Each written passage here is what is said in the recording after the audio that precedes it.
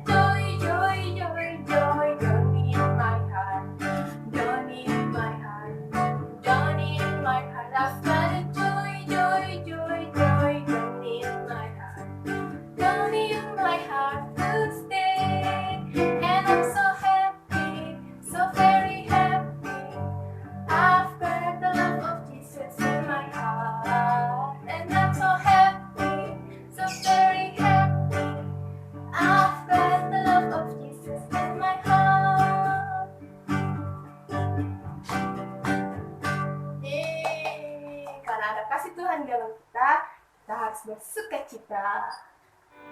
Yuk adik-adik, sebelum kita mendengarkan firman Tuhan, kita mau angkat pujian ke bersyukur Bapa. Semuanya bersikap bersungguh-sungguh di hadapan Tuhan. Kita mau memuji Tuhan. Buka tangannya, tutup matanya. Mari kita nyanyikan pujian ini.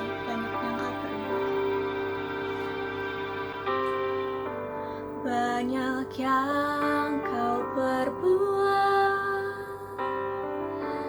di dalam hidupku, rancangan indahmu terjadi di hidupku. Bapa yang mengerti segala yang ku perlu, kasih-Mu sempurna nyata dalam hidupku. Ku bersyukur Bapa, ku bersyukur Tuhan buat kasih setia-Mu di dalam hidupku. Ku bersyukur, ku bersyukur Bapa.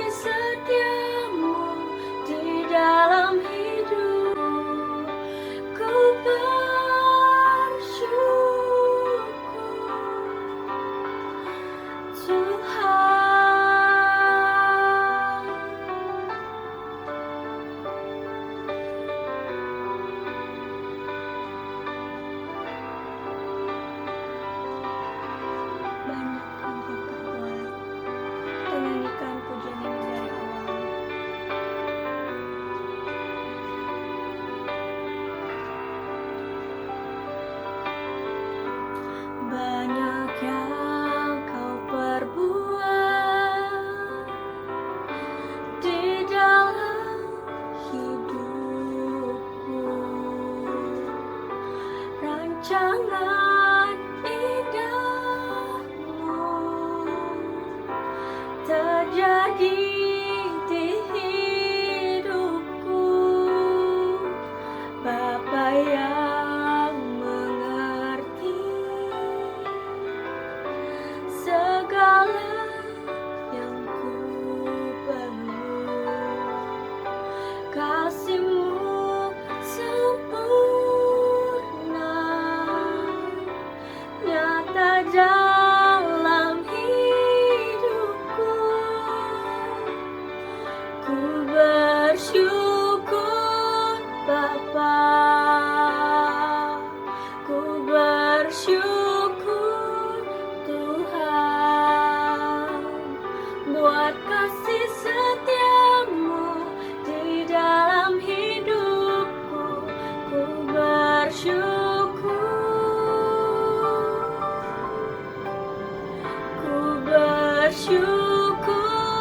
Bapa,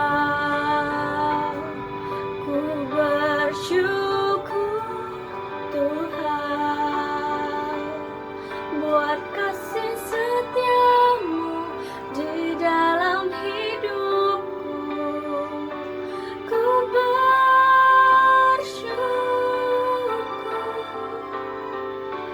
Tuhan.